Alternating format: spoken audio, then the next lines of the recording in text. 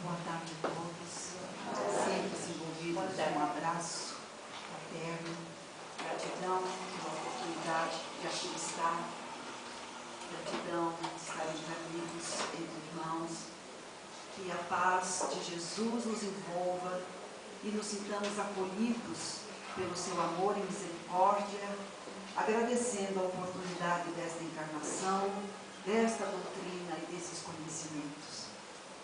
E hoje nós vamos fazer uma reflexão sobre a questão da felicidade e do ego. Na questão 621 do Livro dos Espíritos, na parte terceira, a pergunta 621, onde está inscrita a lei de Deus? E a resposta é na consciência. Visto que o homem traz em sua consciência a lei de Deus, que necessidade havia dela ser revelada? Pergunta Allan Kardec aos Espíritos. Os Espíritos respondem, ele a esquecera, a desprezara, então Deus quis que fosse lembrada. Então, diante disso, nós perguntamos, onde nós podemos encontrar a felicidade, se já está em nós, na nossa consciência, né? Onde essa verdadeira felicidade? E o Evangelho nos ensina que a verdadeira felicidade é a conquista do Espírito, já que todos nós fomos criados para a felicidade eterna. E tudo o que precisamos ser para sermos felizes está em nosso coração e em nossa consciência. Segundo Emmanuel, para alcançarmos essa felicidade integral, precisamos abrir o coração ao amor, à consciência, ao conhecimento das leis divinas. Então deveria ser a coisa mais simples do mundo ser feliz, né? Numa humanidade com mais de 7 bilhões de pessoas, né? Todos felizes, alguns infelizes. Mas nesse planeta é justamente o inverso. Carl Gustav Jung, psiquiatra, psicoterapeuta, que fundou a psicologia analítica e também considerou como a individuação como um processo de desenvolvimento humano, né? Ele nasceu em 1875, desencarnou em 1961, ele escreveu 35 livros sobre felicidade. A maior parte das pessoas não sabem quem é Jung. E o pouco que nós sabemos, né, também não temos esse conhecimento aprofundado que ele deixou, né? Além da forma, tipologia junguiana, que é utilizada como facilitadora de crescimento para funcionários das empresas, muitas vezes olhado mais assim, objetivando privilegiar as organizações do que o indivíduo, né? Então, nesse momento, mais de 1 bilhão de pessoas vivem com $2 por dia. Para muitos que têm a ideia de ser os Estados Unidos, o paraíso das realizações de sonho, em cada 7 americanos, um está passando fome. Não tem o que comer.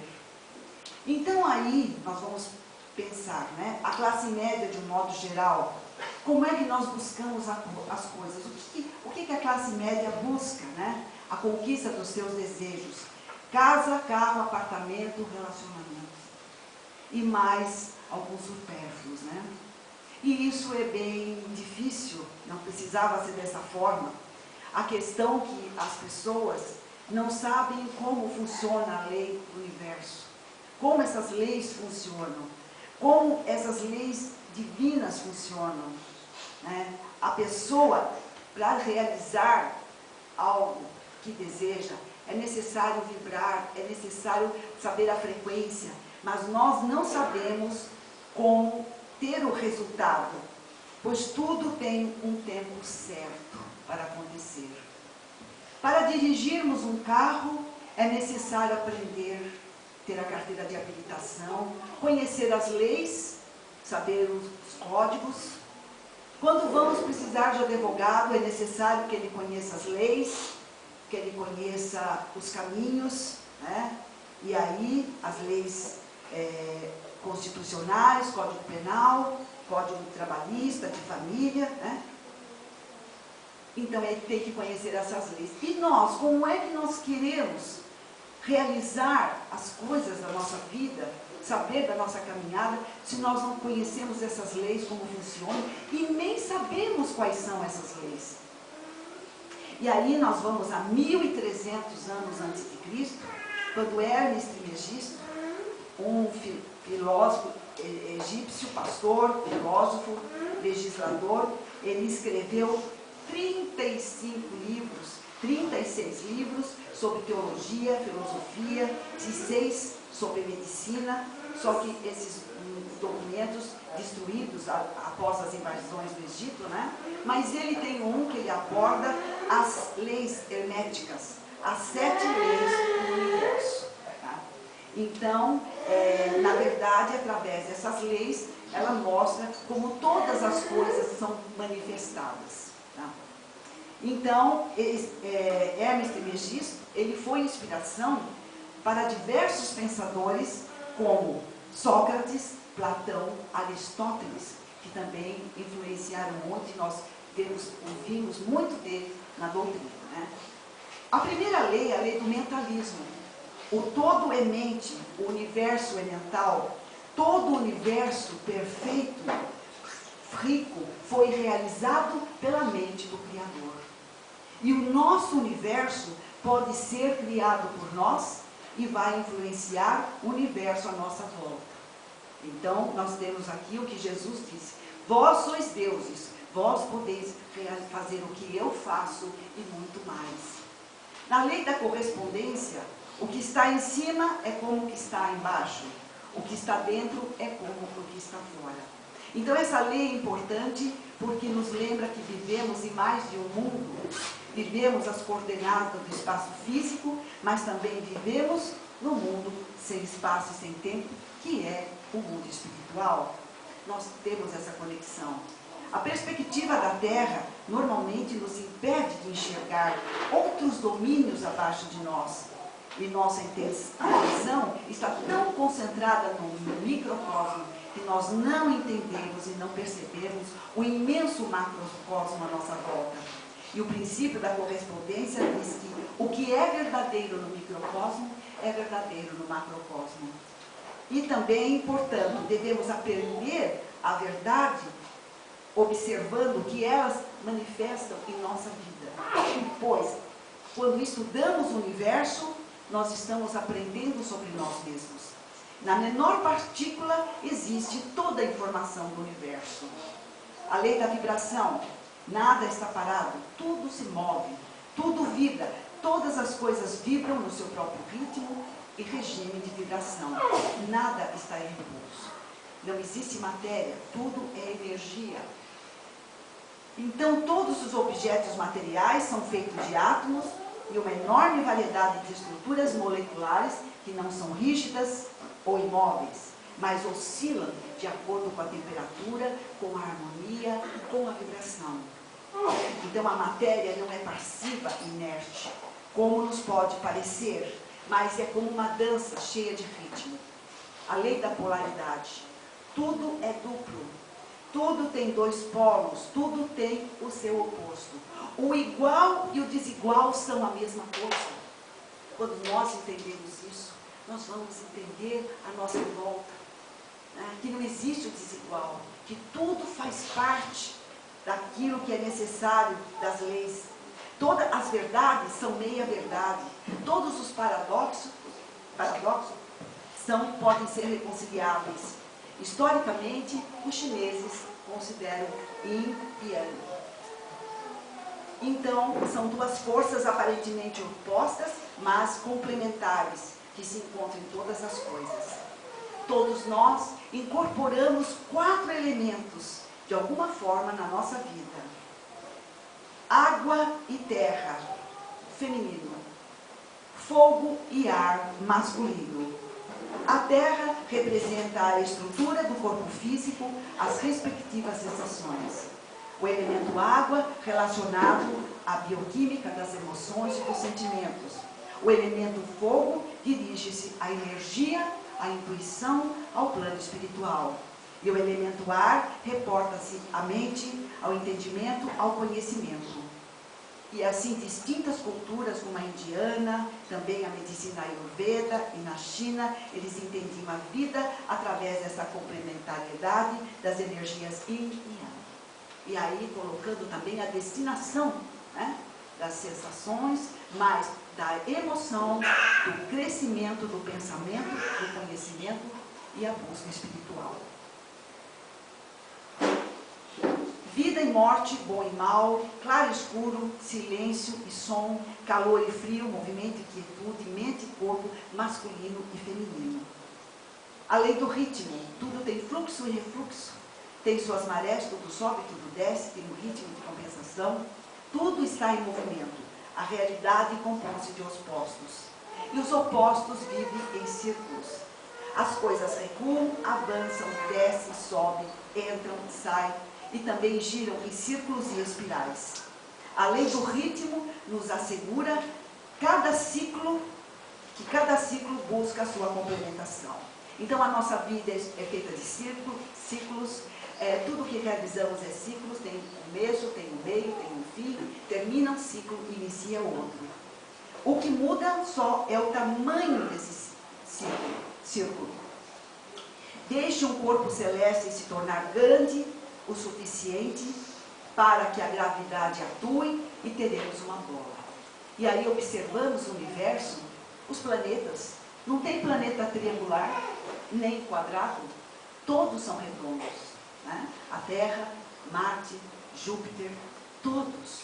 Então, quando você faz essa descoberta, né, assim também como as estrelas, são bolas gigantescas, simétricas, de gás radiante. Tá? Então, Dennis Dutton, da Universidade da Nova Zelândia, ele diz assim, que uma esfera é a maneira mais compacta para um objeto se formar. Olha a criação divina. E aí nós vamos aqui no elemento na Terra, né? O globo ocular, a íris, a pupila, o seio humano, a auréola, o mamilo, os óvulos, o formato de um ovo, tudo é esférico. Há gotas das chuvas, a maçã, a melancia, tudo tem essa composição de um círculo que inicia e termina, para novamente iniciar um ciclo. A lei de gêneros, que fala que o gênero masculino e feminino manifesta-se em todos os planos da criação, de forma que não existe nada 100% masculino e nada 100% feminino.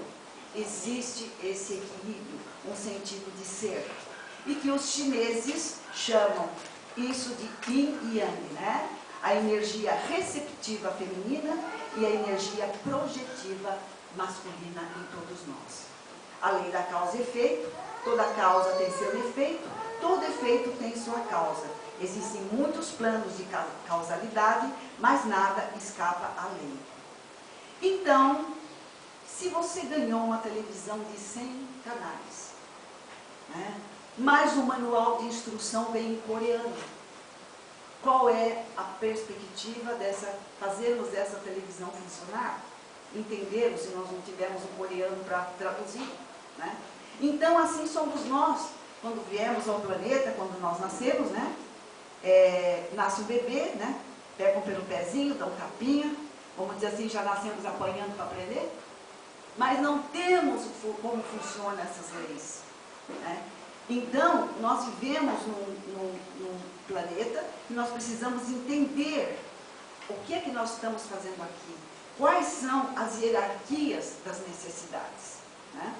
E aí, Harold Maslow, ele foi um psicólogo americano, ele fez uma proposta interessante e criou a hierarquia das necessidades de Maslow, né? Então, são uma pirâmide com 5 degraus. O 5º degrau, né, que é a necessidade da fome, de se manter, de sobrevivência. Mas aí a questão, para eu passar para os outros degraus, eu tenho que ter resolvido cada degrau. Então, quantas pessoas, quantos milhares estão realmente nesse patamar de se preocupar de comer para viver, para sobreviver? Mas muitos de nós também temos comer comida, não nos falta matéria, mas nos preocupamos somente em comer. Acaba de almoçar, já estão preocupados que vão comer na janta, porque essa necessidade, dessa dependência do comer. Aí o quarto degrau é o degrau da reprodução da espécie, da sobrevivência, que é o sexo. Há milhares e milhares de anos estamos ali presos, né, nesse não entendimento correto da energia sexual, o que ela significa para o crescimento. E é uma coisa muito importante isso, porque a quantidade de pessoas atingindo a idade mais avançada é maior do que crianças que estão nascendo. Então, já não é mais a questão da reprodução o principal objetivo do sexo. Então, o que está sendo feito do sexo? Ou dessa energia sexual? O terceiro degrau é do poder. Poucos exercem o poder. Muitos desses que exercem o poder conhecem o caminho dessas leis e como conseguir as coisas. Mas ele vai querer dividir o mapa da mina com outros, ele se mantém no poder. O quarto degrau é o do autoconhecimento, da auto-organização. Quantos estão nesse momento preocupados de buscar o autoconhecimento, de se conhecer para melhor avançar nesse caminho? E o quinto é o da espiritualidade, onde pouquíssimos estão, né? O planeta inteiro ele está organizado no interesse econômico, militar, político, social, e as pessoas estão felizes com os brinquedinhos, o celular, né, GPS, apertam os botõezinhos, fazem muitas coisas, mas não entendem como as leis funcionam. Então, quando se vai entender? Quando se fizer a própria busca dentro de si mesmo, buscar esse conhecimento, porque o meio científico não fala sobre isso. Então, Jung, ele diz que no ser humano existe dois centros, dois ocupantes, né? E aí, toda a questão é o seguinte: o ego, que é o RG, o CPF, né? O imposto de renda, o eu quero, eu faço, né? E tem também o outro lado, que é o self, e que nós sabemos que é a centelha divina, que é Deus, né? Deus comanda tudo, sabe tudo. O ego quer o poder, ele quer comandar, né? Ele faz de tudo para que Deus não tenha presença maior, né? Então, mas por que o ego é importante? O ego é importante, né, para a criança, porque é necessário a formação de força, de coragem, de saúde mental, de ser autêntico. É necessário que se desenvolva um ego forte, mas isso deveria ser feito até uma determinada idade, para depois começar esse processo de individuação, ou seja, ligar o ego ao centro de Deus, e vai diminuindo o ego e crescendo Deus em nós. Há 2000 anos, Jesus disse: eu e o Pai somos um. Quando ele disse isso, com certeza o ego já estava, não tinha ego, né? E aí, como é que eu sei que o ego está na minha vida? Dirigindo. Então nós temos em Paulo a expressão: porque o que eu faço não é o bem que desejo, mas o mal que eu não quero fazer, esse eu continuo fazendo. Mas por que nós continuamos fazendo coisas que sabemos que não é bom para nós? É o ego, né? Então, o termo individuação nos remete assim, a que se torne uma unidade autônoma, se tornando uma totalidade. E aí é o ser consciente, livre-arbítrio, sem reclamar, sem resistência, é a busca solitária, mas firme. onde se aceita isso ou não se aceita, como dizia Jesus, que seja o seu dizer sim, sim, não, não. Olha, eu aprendi uma coisa bem interessante ouvindo, e é muito bom quando a gente pode falar com as pessoas que agora cada um de vocês vai ter a ideia certinha quando é que o ego está agindo e quando é Deus. Nas portas das faculdades está cheio de bares, lanchonetes, está cheio de convites, de festas, né? Então aí, essas festas lotadas, aí o ego diz, eu mando na minha vida, eu sou dono do meu corpo, eu faço o que eu quero, né? Estou tomando todas. Quem é que toma todas? O ego ou Deus? Né? Onde estaria Deus? Na sala, estudando, pesquisando? Né? Então, dois centros no ser. Um para se divertir e o outro para crescer. E para onde que nós estamos indo? Para o crescimento ou ainda nos divertindo, né? Então Deus nos aguarda para crescer, para fazer essa ligação com o ego e Deus. Né? Então no momento que há essa descoberta, não tem mais retorno, porque a consciência foi despertada. O ser que tem o ego, ele tem essa carga negativa e é co-criador. Nós criamos, né? Passado, futuro, não tem foco, ansiedade, quer 5 coisas ao mesmo tempo. Assim somos nós, né?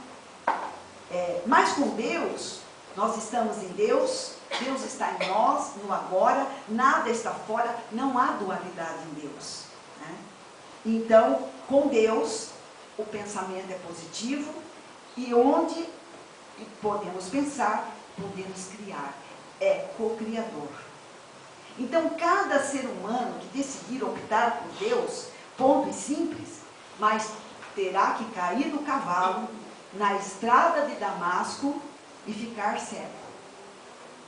E aí, depois que Estevão foi morto, Saulo, ele passou a perseguir os cristãos.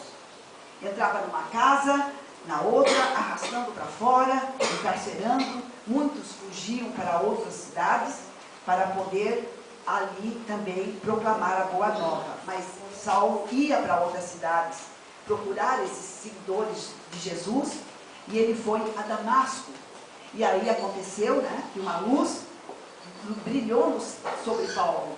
Ele caiu no chão e daí uma voz disse, Saulo, Saulo, por que me persegue? E os homens de Saulo, eles viram a luz, ouviram a voz, mas não entendiam o que ela estava sendo dito. E Saulo perguntou, quem é o Senhor?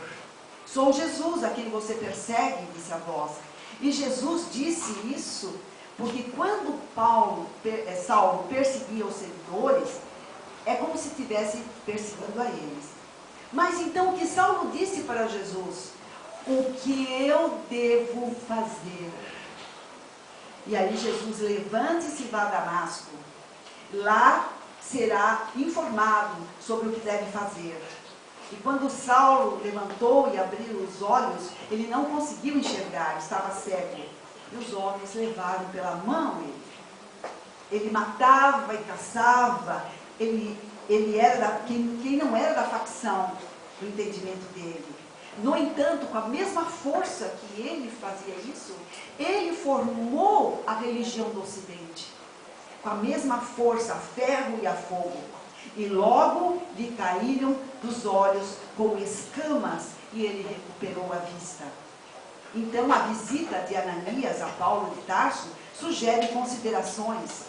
Que temos sido nas sombras do pretérito, se não criaturas recobertas de escamas sob todos os pontos de vista, não somente nos olhos, mas também em todas as possibilidades, pela nossa desatenção, desleixo através dos séculos, mãos e pés se encontram revestidos ainda de preguiça, de egoísmo, de orgulho, de intolerância, de insensatez. Mas Saulo, antes de receber o socorro, rende-se incondicionalmente a Jesus. E vai para a cidade em obediência à recomendação divina, derrotado e sozinho. Paulo sente que lhes cai as escamas dos olhos, desde então, oferecendo-se ao trabalho no Cristo, velando extrema renúncia. Onde fora aplaudido como triunfador, ele vai para o caminho do sacrifício, a fim de extrair de si mesmo as demais escamas que lhe obscureciam as zonas do ser. Ele caiu do cavalo a ferro e a fogo, e disse: isso é prioridade absoluta em minha vida, o restante é secundário. Qual é a prioridade nossa em retificar a vida nossa? O que nós estamos, né? Nas cartas ele escreveu de próprio punho: eu sou escravo do Cristo. No Evangelho lá está servo, mas servo e escravo não é a mesma coisa. Quem vai, eu fui dar uma olhada, como eram tratados os escravos no tempo de Jesus. É uma coisa absurda, de tanta crueldade. E lá na época, era simples e corriqueiro esses fatos, porque o sonho dos homens livres era ter escravos, e o sonho dos escravos era serem livres para terem escravos. Então Paulo reconhecia suas fraquezas, derrota, mas nunca se dava por vencido. Sabia como ninguém levantar-se e começar de novo. Era um homem determinado, um visionário acerca do reino de Deus. Um perseguidor de ideais. E após a sua conversão, ele passou a viver para os outros. Sua preocupação e sua vida passaram a estar envolvida no amor e no ideal do Cristo e no bem-estar físico e espiritual dos crentes. Não vivo eu, mas Cristo vive em mim. E com Cristo, Paulo chorou. Para quem conhece Deus, quem entra na comunhão amorosa com o Pai, nada mais tem valor, ou seja, nada mais pode trazer felicidade a não ser o próprio Pai. A felicidade é um estado de espírito. Estado no sentido de sentimentos, ou seja, o sentimento que você nutre no momento que você cria esse estado de espírito. Você pode ter, por exemplo, um estado de espírito feliz, esperançoso, sofredor, raivoso, invejoso, magoado, porque todo sentimento que nutre confere o estado de espírito.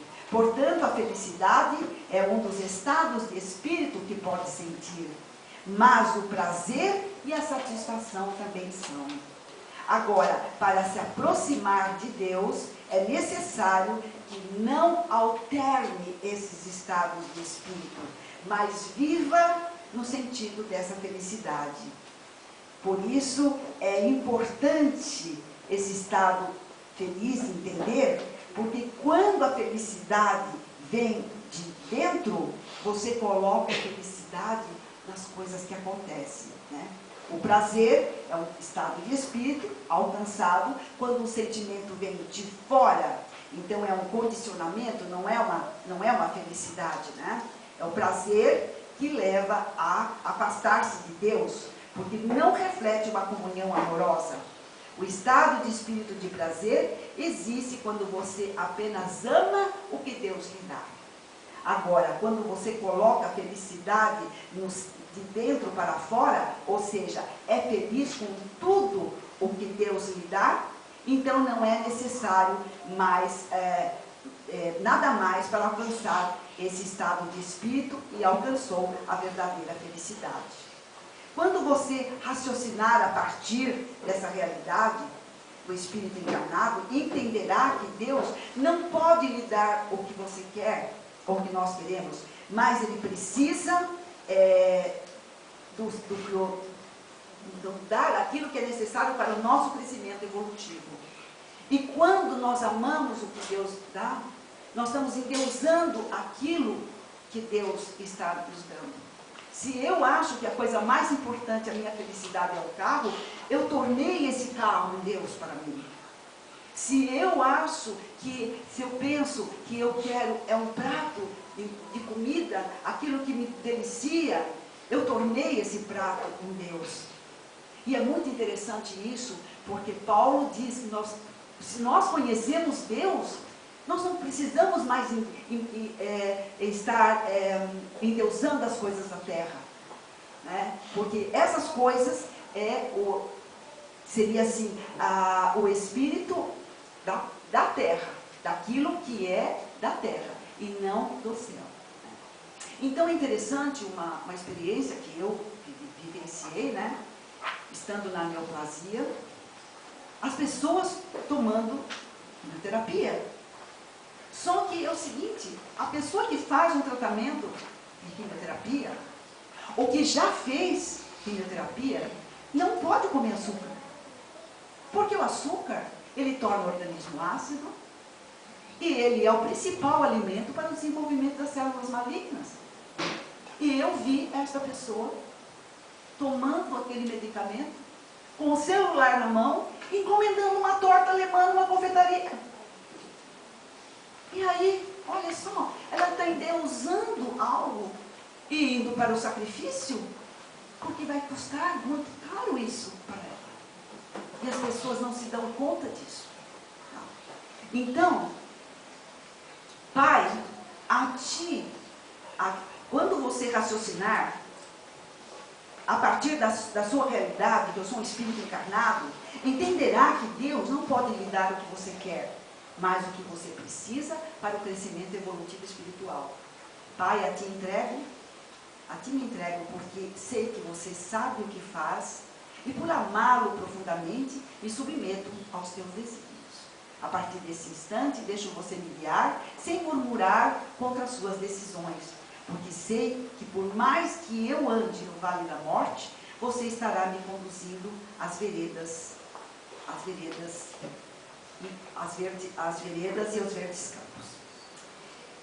Na mensagem de Paulo, antes exortai-vos uns aos outros todos os dias, durante o tempo que se chama hoje, para que nenhum de vós se endureça pelo engano do pecado. Paulo aos Hebreus. Ele imprime uma importância do tempo que se chama hoje, destacando a necessidade da valorização dos recursos em movimento pelas nossas possibilidades do dia que passa. Cada um cuidando das suas possibilidades. E exortai-vos, encorajar, convencer uns aos outros é importante, mas não nos chamamentos verbais, não nas palavras. Convites e conselhos transparecem com força através do exemplo de cada um. Todo aquele que vive a prática real dos princípios nobres a que se devotou no mundo, cumpre zelosamente os deveres contraídos e que demonstre o bem sinceramente, está exortando os irmãos em humanidade no caminho da elevação. Olha só, quantas pessoas aqui hoje, né, que deixar o ego que está sentado quietinho, está Deus predominando, né? Deus. Né? Então, para esse gênero de testemunhos diário que o convertido de Damasco nos convoca. Somente por intermédio desse constante exercício de melhoria própria, de libertar-se-á o homem dos enganos fatais. Recorda a importância do tempo que se chama hoje, na estrada que o Senhor te levou a trilhar. Cada um de nós temos a nossa estrada de Damasco. Então vamos ver essa estrada que Deus nos levou a trilhar em favor do teu resgate, aprimoramento, santificação. E esta, com certeza, a conquista e o encontro com essa felicidade que nós tanto desejamos. Então essa é a mensagem que fica, né, do que eu deixo para vocês, né, que possa então estar no coração de cada um